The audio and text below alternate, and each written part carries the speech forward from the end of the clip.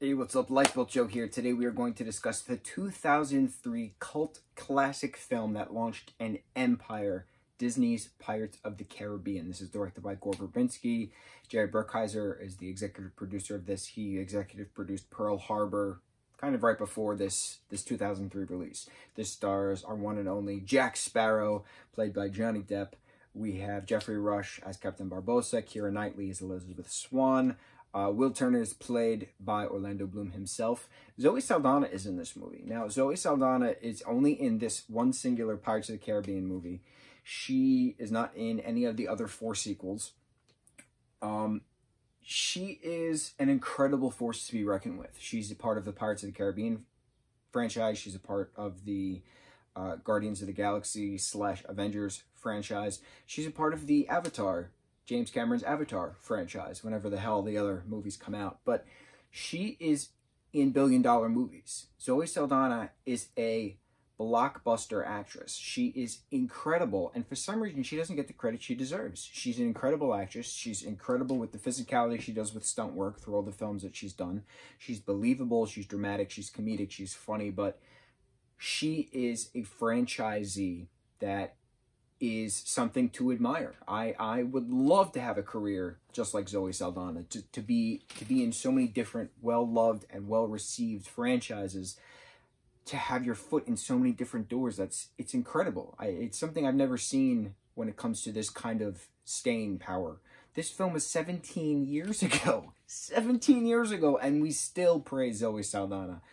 Incredible. So this film is unlike anything we've ever seen when it comes to blockbuster films. It cost, I think, I want to say $150 million to make it. And back in 2003, that was a lot of money. Nowadays, you have, 700 million, films budget-wise to film. I think one of the pirate films cost $1 billion to make moving forward. I forgot which one. I'd have to look that up. But this has a lot of staying power. It is dramatic, it's comedic, it's romantic. This is a great romance film, but it's about the Pirates of the Caribbean. So what are the Pirates of the Caribbean? Who are the Pirates of the Caribbean? The Pirates of the Caribbean are this movie is based off the ride that started in Disneyland, went to Disney World in Florida, and then branched to all the other Disney properties around the Disney parks around the world. The ride is gorgeous. There's a distinct difference between the ride in Disneyland and the ride in Disney World. I personally am my favorite is the one in Disneyland. I love going through the bayou first, and then the little drop, going through the little thing. You hear "Dead men tell no tales." I got chills already. I'm obsessed with that ride. I have a Aztec gold necklace with the literal pirate insignia on the back of it. This is bootlegged. This is not technically from Disney, but this is a lot of craftsmanship that actually went into this. A little necklace that it is. I'm going to tuck it away slowly so I don't turn into a zombie when the moon comes out. This movie is, like I said, based off the ride, but it's got a lot of mythology to it as well. They talk about heathen gods, which get brought up a lot throughout the other pirate movies accordingly. But the premise is the curse of the Black Pearl. So there's a curse that the crew members of the Black Pearl have on them because they all took Aztec gold that was cursed by the heathen gods. They can never die, they can never feel, they can never taste, they can never lust, stuff like that, right? So the only way to break the curse is to have everyone who took the coin shed blood with the coin, put it in the chest of the Aztec gold box that Cortez had himself. And so that's basically the principle, is to break the curse. How do you break the curse? But while this is going on, you have Elizabeth and Will, doing the little flirty dance. You have Jack Sparrow just being the badass that he is, escaping imperial custody of the British, escaping pirate custody from Barbossa's crew who mutinied to get the Black Pearl. You have him escaping an island again with Elizabeth after they were marooned.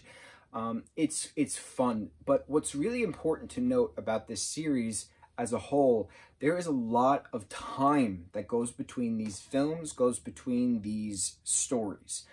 Our prologue of this movie takes place with a adolescent Will Turner, unconscious on a piece of wood, being found on a boat on an Imperial fleet that Elizabeth happens to be on with her father, who's a governor. Forget the actor's name who plays her father.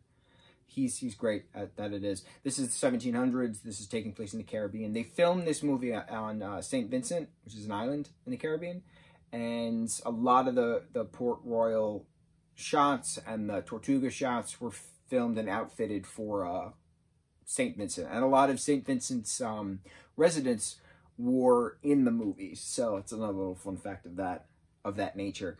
But a lot of time happens. So you have adolescent Will meeting adolescent Elizabeth. She takes his pirate medallion, as she thinks, but it's really Aztec gold that his father, Bootstrap Bill, who is the main character in further, stories, takes. So to break the curse, they have to use Will's blood, but Elizabeth pretends she's a Turner and they kidnap her instead. So a lot of the ride has Tortuga scenes in it, has Port Royal scenes in it.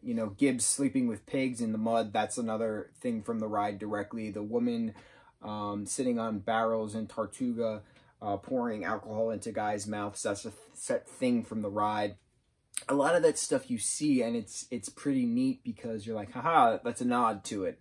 That's actual story from the ride's story, which was then outfitted to integrate the different Pirates of the Caribbean story plot. So the rides now clearly have Jack Sparrow and they clearly have Captain Barbossa. Davy Jones is featured in the Hong Kong Disneyland Pirates ride, which is pretty awesome. I've seen ride-throughs. I myself have not been on it yet. I would love to go to the Disney parks internationally, but domestically I've seen, the two different versions at the two different Disneys, which is pretty neat. It's just such a fun ride when you go through it and you just feel immersed into the 1700s. Triangle trade is still going about, and you have all these different people interacting, in these different ports to trade their goods, to trade their spices, rum, gold, etc. What's also neat is the timelines. This is why I keep saying there's an 8-year difference. So the prologue happens, 8 years goes by, and then the actual movie happens of late teens, early 20s, Elizabeth. I think Keira Knightley was 18 when they filmed this, and Orlando was like 25, 26 when they filmed this. He himself was in the Lord of the Rings franchise as Legolas, going through that franchise to go into this franchise. So he's another one with staying power, going from franchise to franchise, comparable to Zoe going from franchise to franchise. It's just so fun. It's 2 hours and 20-something minutes long, so it's long, but it doesn't feel long because it's just so immersive. That score, that beautiful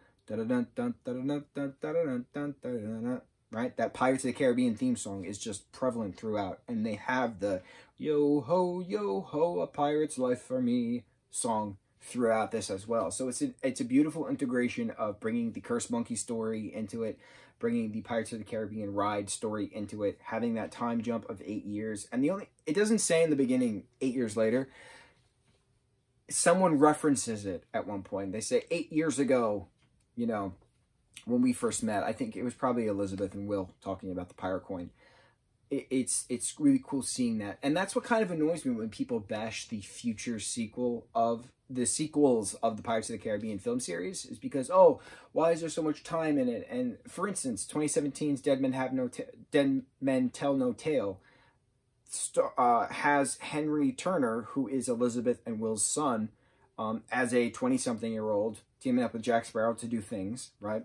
To get Poseidon's trident. We'll talk about that film at some point, but why is that a problem? We first are introduced to these characters in this world, this gigantic piracy world, when they're adolescent teens, right? They've got to be maybe 12. We'll call them tweens. Will and Elizabeth meet when they're kids. So why is it a problem that we see them grow together, have a child, and the child grows, and the child's on adventures? I never understood why people had an issue with that. I think it's because they don't like change, but that's the point of these stories, is that the story progresses. So when they announced that they were going to do some spin-off movies from the same universe, I was very excited because there's a lot of stories to tell with the other pirates in the Caribbean. So it's not exclusively a Jack Sparrow story. it is called Pirates of the Caribbean. It's not called Pirates of the Caribbean, The Adventures of Jack Sparrow. It's not called that. It's called Pirates of the Caribbean. There's a lot of pirates in the Caribbean. I wanted to show, because I'm old, and I was in middle school when this movie came out. I have the original VHS still. Like, for you kids out there, this is how we watched movies back then. You put this tape in your VHS player, right? And these little doohickeys would wind, so that way you could hear and watch the visual and audio a part of this. I don't know exactly where it's left off. Obviously, it has to be rewound, but this is this is an iconic poster that when you're like, piracy, this is a poster that everyone's like, oh yeah, this is going to be a great movie. It's just so creepy, but adventurous with that yellow hue to it. It's just beautiful. It's a beautiful design. It's a beautiful movie. This tape still works.